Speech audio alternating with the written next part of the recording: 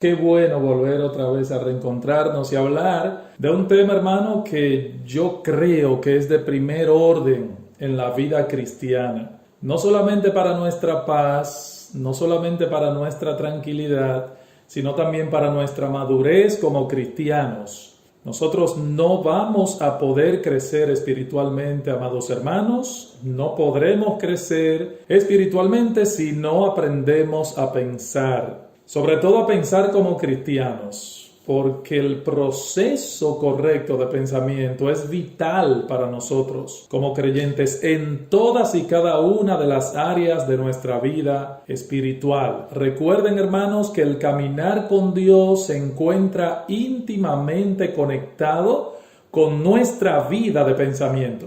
Eso es algo que no quiero que lo perdamos de vista. Dice así Filipenses 4:8, por lo demás, hermanos, todo lo que es verdadero, todo lo honesto, todo lo puro, todo lo justo, todo lo amable, todo lo que es de buen nombre, si hay virtud alguna, si algo digno de alabanza, en esto pensad.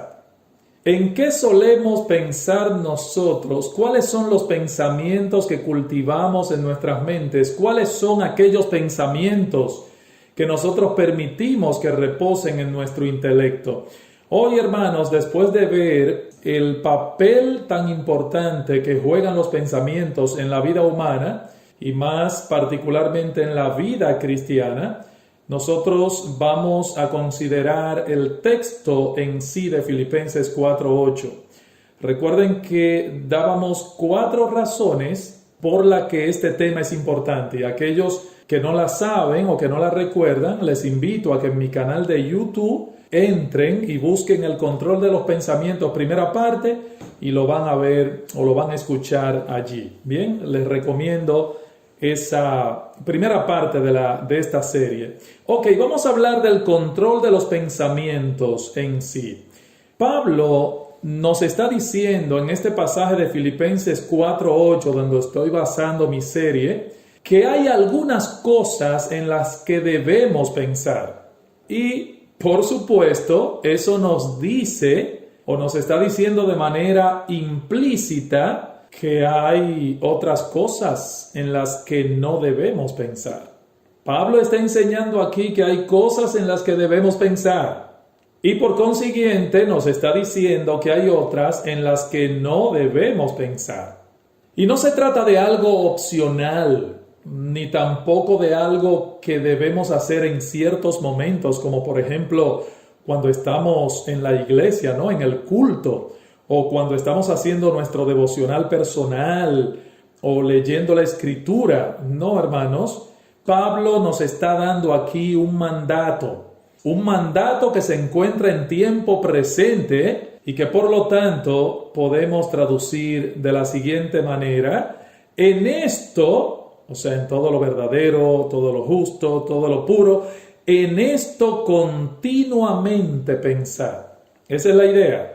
En todo momento y en toda circunstancia debemos pensar en todo lo que sea verdadero, puro, honesto, justo, etcétera, etcétera. En esto pensar.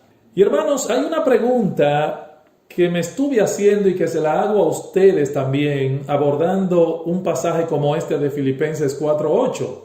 ¿Qué nos enseña este pasaje en lo tocante al control de nuestros pensamientos? Bueno, 2 cosas que vamos a tratar de verlas resumidas. ¿Qué nos enseña este texto, Filipenses 4:8, en lo tocante al control de nuestros pensamientos? Primero, hermanos, este texto nos está enseñando que los cristianos pueden controlar sus pensamientos. Eso es lo primero. Este texto, Filipenses 4:8, nos enseña que los cristianos podemos controlar nuestros pensamientos. De hecho, quiero que noten en el mismo pasaje que se trata de un deber diseñado para cristianos, más aún para todo cristiano. Así que si tú profesas ser un hijo de Dios, tú estás llamado a controlar tus pensamientos. Pablo dice aquí, por lo demás, hermanos. ¿Se dieron cuenta? Por lo demás, hermanos, en esto pensad. Noten, él no dijo esto a los pastores de la iglesia de Filipo. No dijo eso a los líderes de la iglesia o a un grupito de supersantos que había en la iglesia de Filipos. No, hermanos. El texto dice muy claramente, por lo demás, hermanos. Si tú eres un hermano, en esto pensad. En esto pensad. Todos los creyentes estamos llamados a cumplir este mandato. ¿Cuál es el mandamiento más importante de la ley, hermanos, según la norma de nuestro Señor Jesucristo? Amarás al Señor tu Dios con todo tu corazón, con toda tu alma, con toda tu mente, con todas tus fuerzas, pero dice, con toda tu mente. Nuestra mente, hermanos, y esto es sumamente importante, nuestra mente debe ser puesta al servicio de Dios. Y por lo tanto, toda persona, escúchame bien, toda persona que afirme amar a Dios debe vigilar cuidadosamente lo que pasa por su mente. Debe vigilar cuidadosamente sus pensamientos. Debe ejercer un control estricto sobre ellos. Dice en el Salmo 19, versículo 14, sean gratos los dichos de mi boca y la meditación de mi corazón delante de ti, oh Jehová. Noten, hermanos, no solo los dichos de mi boca, sino también las meditaciones de mi corazón deben ser agradables delante de Dios. Hermanos, no podemos agradar a Dios si no controlamos nuestros pensamientos. Y el cristiano ha sido capacitado por el Espíritu Santo, ha sido capacitado por Dios para ejercer tal control. Eso es lo que en cierto modo el apóstol Pablo le dice a su hijo Timoteo cuando nos dice que no nos ha dado Dios espíritu de cobardía, sino de poder, de amor y de dominio propio. Miren, el dejar los pensamientos o el dejar que los pensamientos divaguen por donde quiera, eso denota una falta de dominio propio, hermanos. Es no hacer un uso de esa capacidad que Dios nos ha dado de controlarnos a nosotros mismos.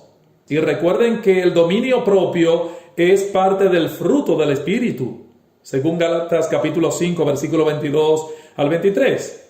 Ahora bien, hermanos, yo voy a decir algo sumamente importante. Nosotros no estamos afirmando ahora que los cristianos no tienen malos pensamientos. Eso no es lo que estoy diciendo.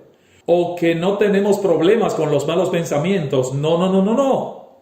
Los malos pensamientos vendrán a nosotros, a la mente del cristiano. Vienen, hermanos, a montones a la mente de los cristianos. Continuamente somos atacados por los pensamientos más diversos, incluyendo en ocasiones pensamientos absurdos. ¿O no es así, mis hermanos? Y saben que cuando el creyente se da cuenta de que tales pensamientos se encuentran revoloteando en su mente, se siente muy confuso y hasta aturdido. Miren, hermanos, muchos pensamientos terribles asaltan al cristiano continuamente, como dardos de fuego que llegan a nuestra mente sin darnos cuenta. Ahora, el cristiano sí está llamado a luchar contra esos pensamientos, a no permitir que dichos pensamientos encuentren una morada confortable en su mente y en su corazón. Pero pastor, eso es muy duro y difícil lo que usted está diciendo. Mi hermano, nadie ha dicho que no es duro ni difícil, pero en ningún lugar de la Escritura se nos enseña que sea fácil vivir la vida cristiana. En ninguna parte yo no encuentro ese versículo que me diga que sea fácil vivir la vida cristiana. Es más, ¿a qué fue que Cristo nos llamó, hermanos? A dar muerte a nuestro yo.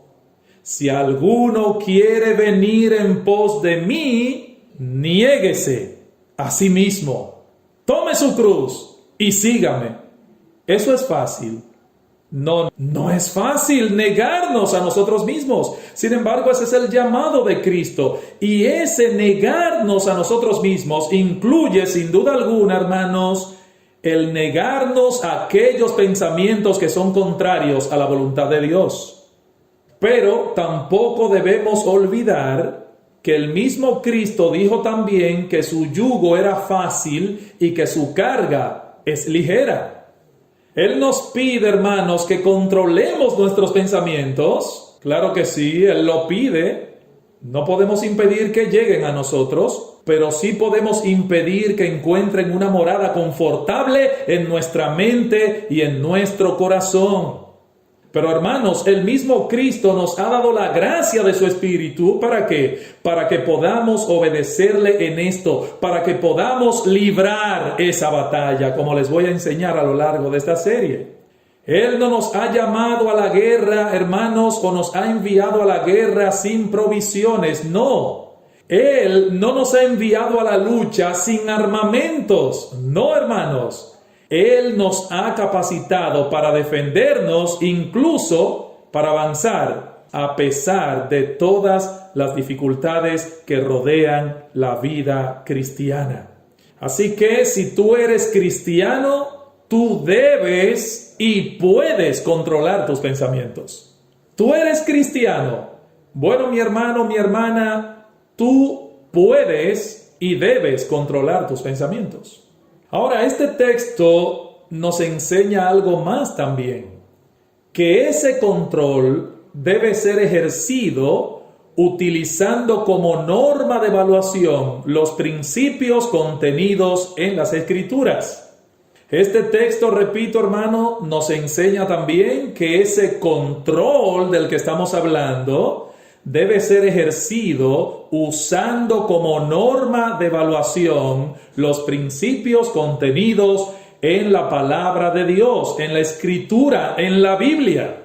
Pablo dice que debemos controlar nuestros pensamientos, pero ¿cuál será la norma de evaluación, pregunto yo, que vamos a utilizar para determinar cuáles pensamientos se van a quedar y cuáles se van a ir? ¿Cómo yo evalúo eso? ¿Cómo yo sé cuáles son los pensamientos que deben quedarse en mi mente y cuáles son los que deben salir? ¿Cuál es la norma, hermanos, que vamos a usar para darle permiso de entrada a algunos pensamientos e imaginaciones y para detener a otros y no dejarlos entrar? ¿Cuál es esa norma? O si quieren decirlo en otras palabras, ¿cómo podremos determinar lo que es verdadero, honesto, justo, puro, etcétera? ¿Cómo? Hermanos, a través de la infalible y toda suficiente palabra de Dios. Algunas personas usan Filipenses 4:8 para defender el pensamiento positivo. Yo no sé si ustedes han escuchado eso, pero permítanme en los 3 minutos que me restan ya de esta exposición aclarar algo. Hay personas que usan este texto de Filipenses 4:8 para defender el pensamiento positivo, algo que está muy en boga en el mundo. Estos individuos creen que nuestras vidas serán más plenas, más dichosas, si llenamos nuestras mentes con pensamientos hermosos y positivos. ¿Han oído ustedes algunas personas hablando así? Si llenas tu mente de cosas hermosas, tú mismo vendrás a ser un mejor ser humano. Te tengo una mala noticia, no es de eso que Pablo está hablando en nuestro texto de Filipenses 4:8. El asunto no consiste en detenerse a pensar en cosas hermosas y buenas, no. Porque en ningún lugar el Nuevo Testamento me llama a mí como cristiano a lidiar con los problemas de la vida meditando en ideas abstractas, no. ¿En qué lugar del Nuevo Testamento se llama al cristiano a lidiar con los problemas reales de la vida meditando en ideas abstractas? En ningún texto. El Nuevo Testamento nos lleva a meditar en una persona, en la persona de nuestro Señor Jesucristo. Así que contrario a lo que nos enseña cualquier filosofía de esas que andan por ahí, incluyendo algunas que dicen ser cristianas, incluyendo, hermano, todo esto, o lo que nos enseña cualquier filosofía, la salvación del hombre no se encuentra en un conjunto de ideas, Por más buenas que estas ideas puedan ser, nuestra salvación depende de lo que hizo un hombre a quien la Biblia describe como el Dios encarnado y quien pagó en una cruz nuestra deuda delante de Dios. No, hermanos, no, amigos, nuestra salvación no está en una idea, nuestra salvación está en una persona. No se trata de una mera idea filosófica, sino de hechos concretos, de hechos que ocurrieron en un momento determinado, en un lugar geográfico determinado. El Hijo de Dios nació literalmente, no simbólicamente, nació literalmente en Belén, no una mera idea. Eso no es una mitología que trae a nuestras mentes algo hermoso en qué pensar. No, eso ocurrió realmente. Ese niño creció, fue a la cruz, a una cruz literal también. Fue enterrado en una tumba literal. Y de allí se levantó victorioso y ascendió a los cielos. Nuestra salvación, hermanos, depende directamente de todos esos hechos concretos. ¿En qué debemos pensar? ¿En una cosa hermosa? No, en esos hechos concretos. La salvación que viene ligada a esos hechos concretos del Gólgota, a todos esos hechos relacionados con la vida, con la muerte y resurrección de nuestro bendito Señor Jesucristo, no necesita ninguna asistencia extra, ni filosófica, ni psicológica. El Evangelio de Cristo es suficiente para manejar esas cosas. Óigame, suficiente. Cuando las cosas no están saliendo bien, cuando parece que todo conspira contra mí, lo que debo hacer no es pensar en mis cosas favoritas. Lo que debo hacer no es pensar en algo hermoso, eso es escapismo. No, lo que debo hacer es encarar el asunto como un cristiano. Yo digo creer en un Dios soberano que gobierna y controla todas las cosas con la palabra de su poder. Yo digo creer que ese Dios me ama tanto que envió a su Hijo a morir por mí en una cruz. ¿Por qué me desespero entonces como si no hubiese Dios que cuidara de mí? Hermanos, eso es encarar el problema como cristiano. Así debe pensar un cristiano en medio de las circunstancias adversas de la vida, pensar en ese Dios soberano. Este mundo no es un paraíso, pero el cristiano tiene la capacidad de encarar todas esas cosas desde una óptica espiritual que el impío, el incrédulo, no tiene. ¿Por qué? Porque él no conoce aquello que nosotros sí conocemos. El cristiano sabe que hay un Dios en los cielos, que ciertamente está en absoluto control. Él sabe que no se cae un cabello de nuestra cabeza sin que la voluntad de Dios así lo haya determinado, y que todo lo que Él permite es para su gloria y para nuestro bien. El cristiano sabe eso.